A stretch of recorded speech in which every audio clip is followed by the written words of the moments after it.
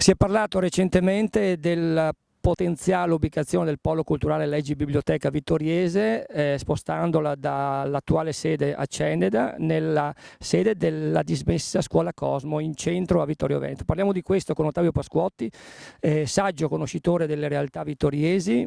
Cosa dire? Ma credo sia un errore strategico.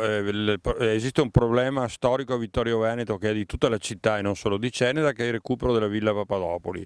Non a caso, in tempi non sospetti, si era cercato di utilizzare la villa già iniziando il recupero del parco, cercando i finanziamenti a stralci, appunto una prima parte era stata fatta, proprio perché completando l'esistente a Ceneda, e utilizzando la Villa Papadopoli quindi per ampliare il museo della battaglia, la biblioteca, collegarli al museo del seminario, utilizzare i reperti della chiesa e ovviamente creare sinergie con le altre associazioni che già operano in zona, in città, vedi Circolo Ricerche Storiche, vedi i Cavalieri di Vittorio Veneto, vedi l'Archivio Storico Vittoriese, si creasse un polo di interesse nazionale e oserei dire anche internazionale che crei la possibilità di fare una vera attività museale e culturale a Vittorio Veneto.